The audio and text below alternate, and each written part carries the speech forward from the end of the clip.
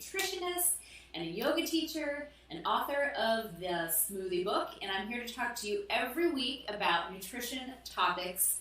Super excited to be here today. Today we're going to be talking about baking soda versus baking powder. So what are they? What's the difference? When do we use which? Some information about it, and some health information, mostly about baking soda, and a recipe for Irish soda bread. Super excited about that as well. So, got lots to talk about today, lots of good information, so chime in anytime. You can talk to me through the chat, put some questions, put some comments. Always love to have a conversation during the show. So, here we are. Baking soda, baking powder. I learned so much from doing all the research for this show, and I'm really excited to share it with you. Okay, so let's talk baking soda first. What is baking soda? We've got this here. I like the baking sodas with the lid on it versus the boxes, just so because I feel like it stays fresher. Okay, baking soda is it's a chemical compound, also known as sodium bicarbonate or bicarbonate of soda, and it's a chemical compound, and it's a white solid salt that is crystalline, and we usually see it in the form of a fine white powder like we do here. Baking soda is a base. It's alkaline, so there are acids, there are bases. Baking soda is a base, so the pH ranges between 1 and 14, and neutral is 7, acids are 1 to 7, bases are 7 to 14. So baking soda is on the base end, and it's slightly salty, and has a taste kind of like washing soda, like sodium carbonate, which I haven't tasted that, but this baking soda is one of the key components of what makes our baked goods rise. And we'll talk a little bit more about that in a little bit. Speaking of which, for our soda bread today, we need to make homemade buttermilk, because I didn't have buttermilk, but you can make it at home. So we're going to do that really quick because it has to sit for like 10 to 15 minutes. So we're going to do that really quickly, speaking of baking. So the recipe calls for 3/4 a cup plus 1 tablespoon of whole milk.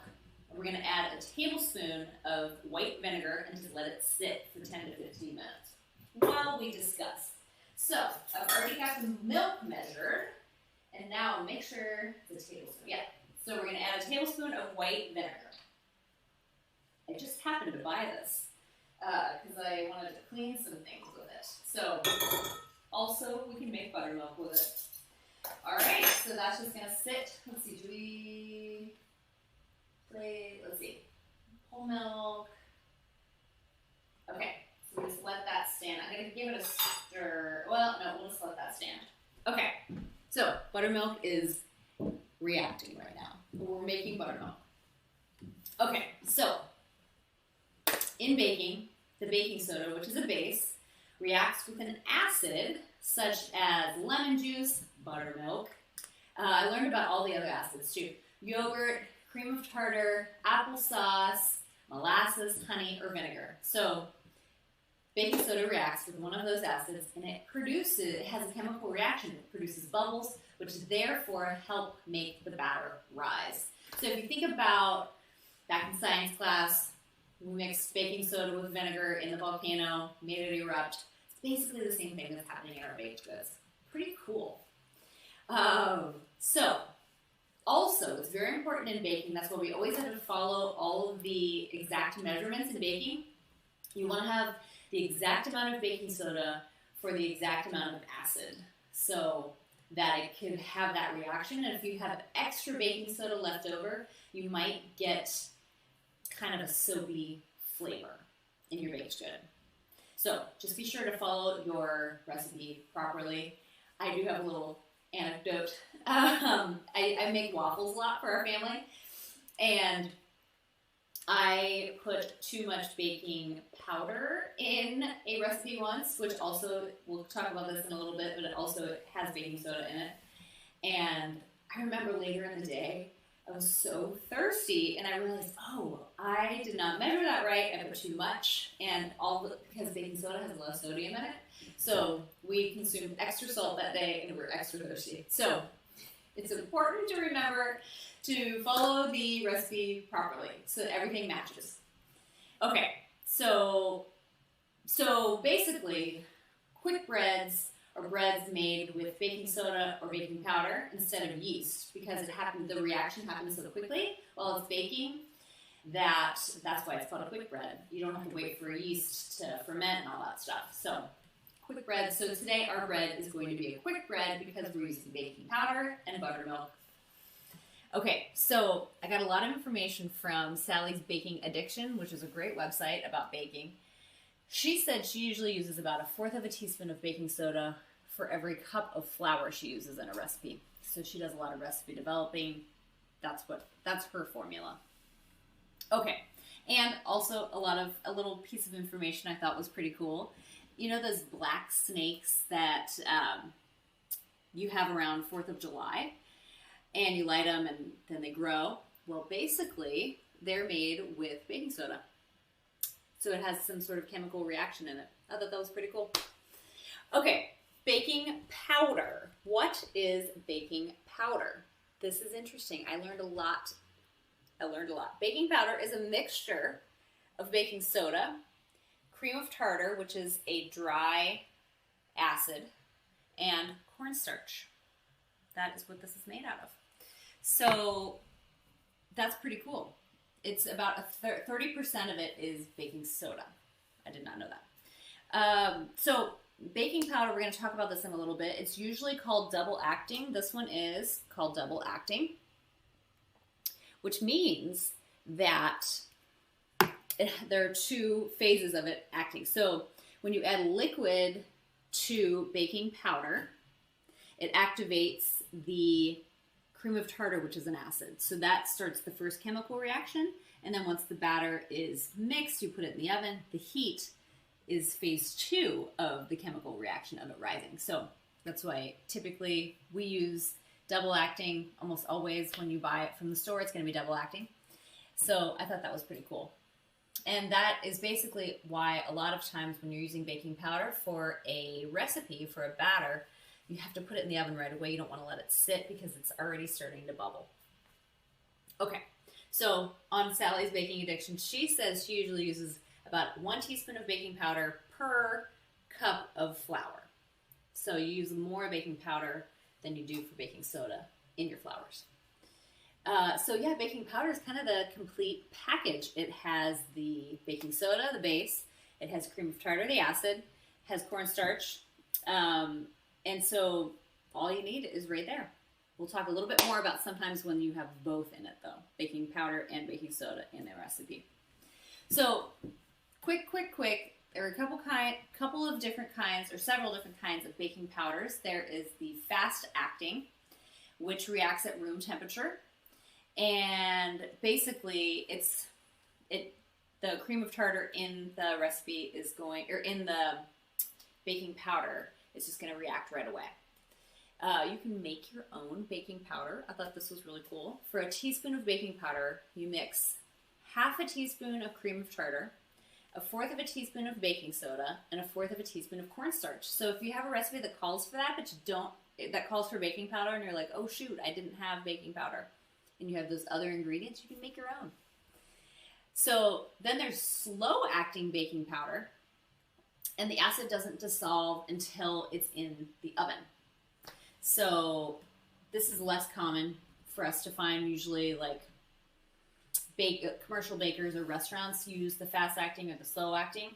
We typically have the double acting, which we talked about before. Reacts when you add liquid, and then it reacts again when you add heat. So double acting is the most common. And yeah, so those are the 3 types. And then I just wanted to address the whole aluminum-free baking powder, which seems like that's come up a lot in the last, 20 years or so, or it has, for me anyway. Maybe it's been around longer, I'm not sure. So according to David Leibowitz, which he is a famous chef and author, This is what he says. One of the least expensive and most effective things you can do to improve your baked goods is switch to aluminum-free baking powder. So I didn't know that most people use the aluminum-free for baking purposes or product purposes rather than health. I always thought it was a health thing, which we'll talk about that too. Some people say it is. But yeah, that's so interesting. So if you've ever experienced a bitter or tinny flavor from a baked good, it's usually because they used the aluminum baking powder or they used too much baking powder. So aluminum-free baking powders react to the liquid and not the heat. So they are fast acting. So they act right when you use the liquid, you mix it in, that's when it starts to react. So it's more of a fast-acting. Baking powders with aluminum usually have a delayed action from the heat in the oven. So if you're using the aluminum-free, you pretty much have to make the batter, put it in the oven so that it'll rise to perfection. Okay, so why do some people think that aluminum is harmful? Well, the aluminum baking powders have sodium aluminum phosphate in them. And some people say that the phosphorus is not great for our kidneys, especially if you have kidney issues. And then some people say there have been some studies about the aluminum that people that have a lot of exposure to aluminum, especially in like aluminum production buildings, they're exposed to aluminum or not, they may have adverse reproductive or neurological health impacts. But they say, you know, the aluminum in baking powder is such a small amount and we don't consume it all that much that it wouldn't be terrible for us. So take that as you will. You can always buy aluminum free if you want. It seems like it's very readily available. The FDA, the Food and Drug Administration, recognizes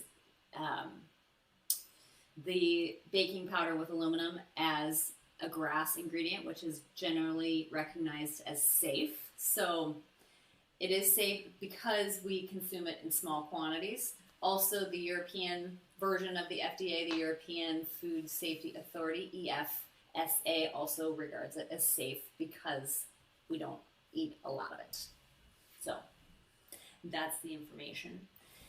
Okay, so why do some recipes call for baking soda and baking powder? Because sometimes they do, and I always wonder, why the heck? So most of the time, those recipes have an acid in them, but not enough acid to just be baking powder or baking soda.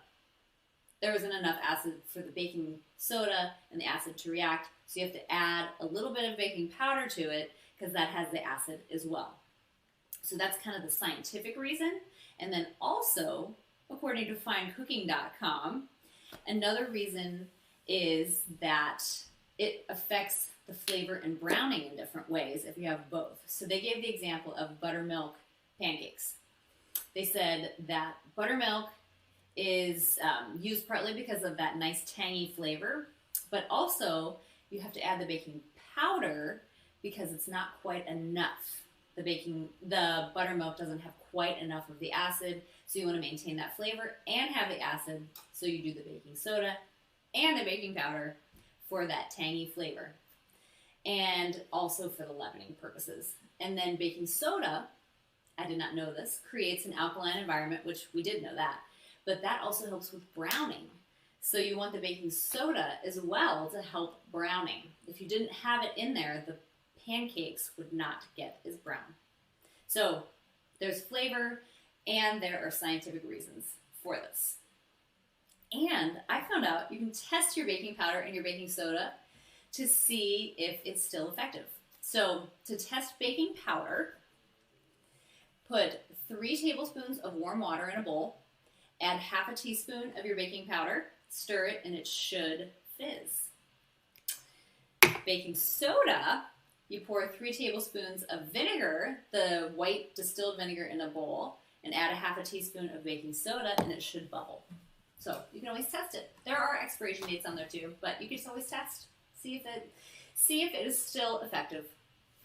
Okay, Now, health information, this is going to be for baking soda. There's much more information out there for baking soda. Baking powder does have the baking soda in it, but it's just a little bit less.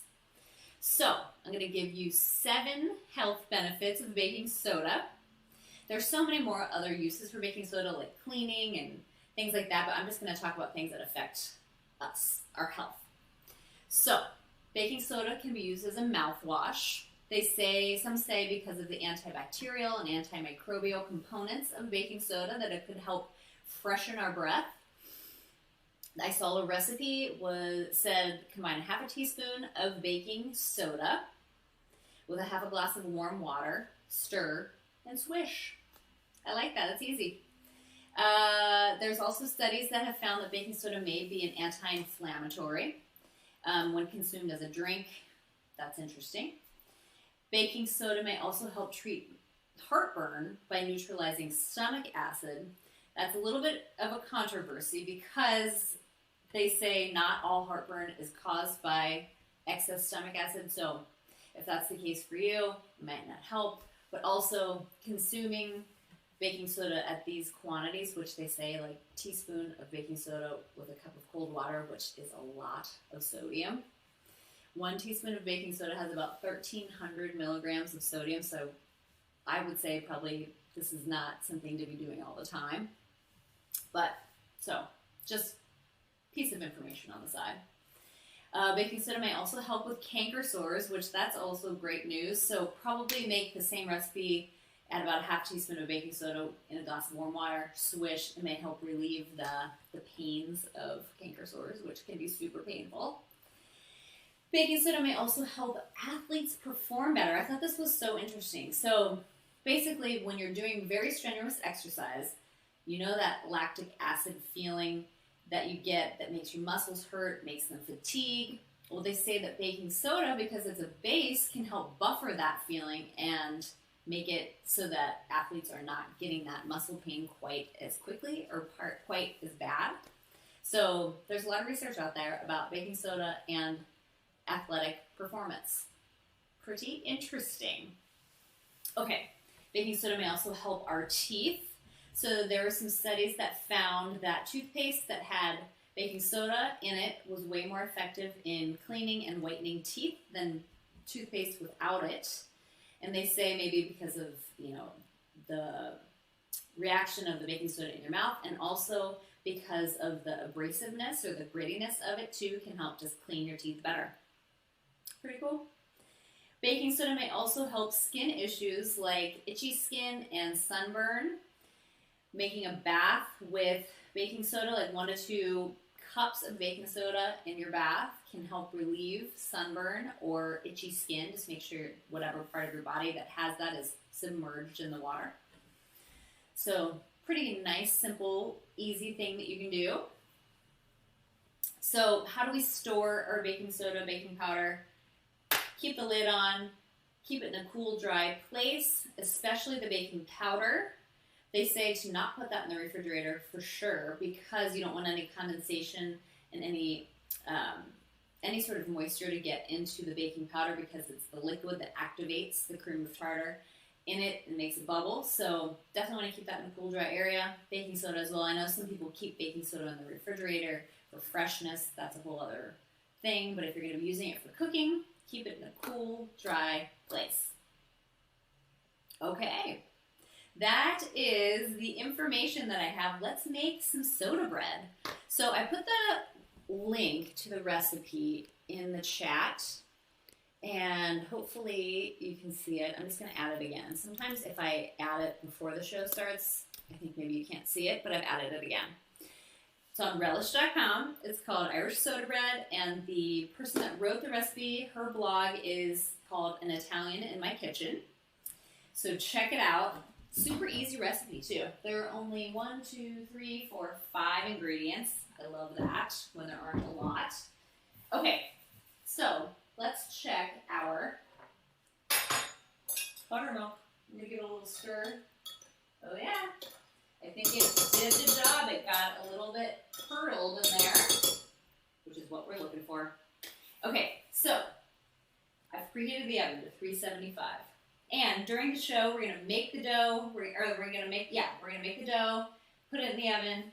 You'll have to check out my Instagram tomorrow to find pictures of the bread because it takes 30 to 40 minutes to cook. Okay, so calls for 2 cups of all-purpose flour. I did 1.5 cups of all-purpose flour and 1/2 cup of whole wheat flour because I really like the denseness of the whole wheat flour of doing that for my pizza dough lately. It makes it so good. So I'm just mixing up the whole wheat flour and the all-purpose flour. Okay, and then we add a tablespoon of granulated sugar. I just have the pure cane sugar, like the turbinado raw sugar. Tablespoon of that. And a 1/2 teaspoon of baking soda. Got that right here. And a 1/2 teaspoon of salt. Salt. And then I like to use a fork to mix the dry ingredients because I just think it mixes better. There we go. I can feel the salt from the salt and the baking soda, I think, in the air. It's on my teeth. Okay, that's interesting. All right, so the dry ingredients are mixed.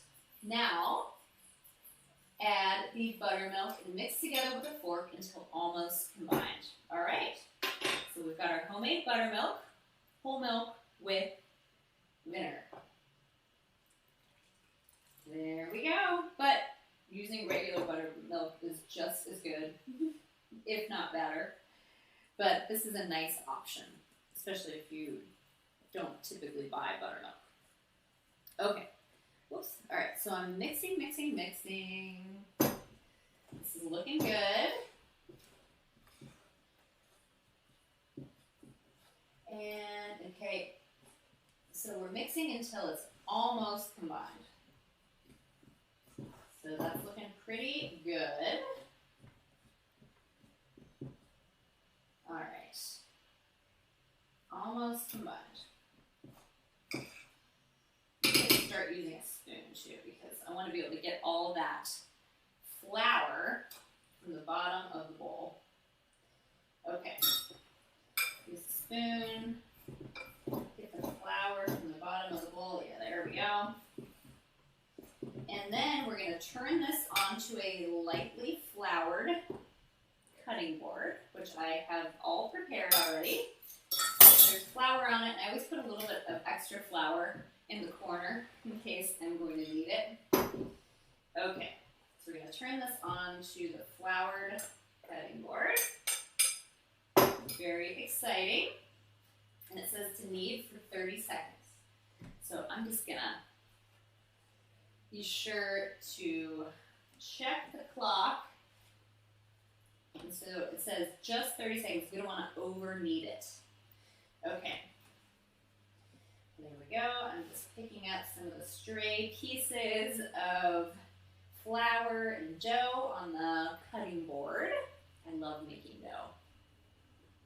I really, really do. I think it's just very therapeutic. Just really nice to get your hands in the dough.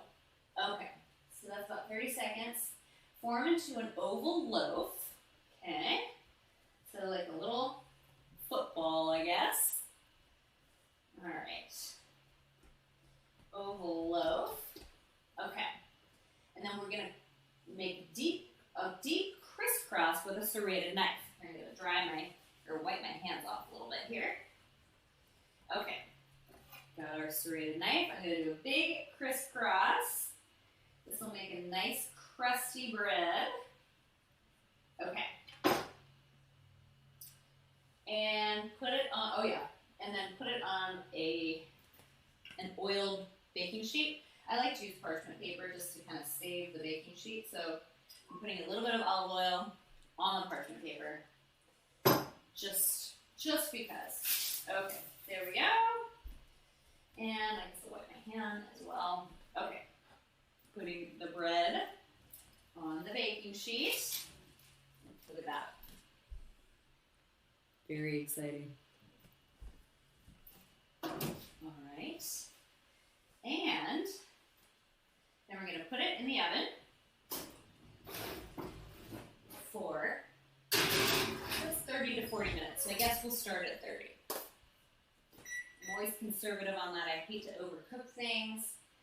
So we'll start with 30 minutes. It says bake for 30 to 40 minutes or until the bread is done. Serve warm. We will be having this with black bean soup tonight. Super excited about that. Okay, so that's the story with baking soda, baking powder. Baking soda is a base. It is a chemical compound, and it's a salt that's crystalline. We see it in the powder form. Baking powder is a combination of baking soda, cream of tartar, and cornstarch. And baking soda mixes with an acid to do a chemical reaction to make your batter rise. Same with baking powder. It has that cream of tartar mixed in with it, so that is a dry acid that reacts with a liquid once you add it. So, lots of science, lots of chemistry this week. Oh my goodness. Okay, so thank you so much for joining the show.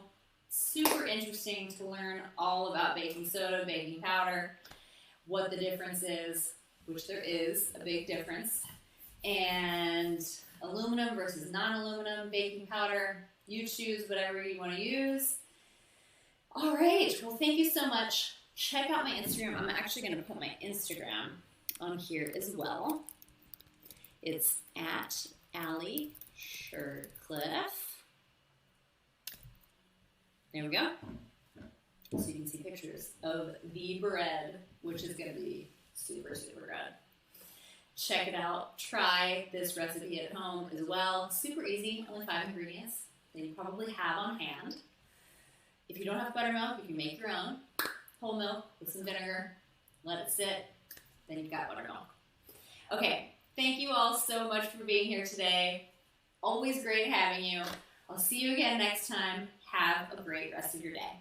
Okay.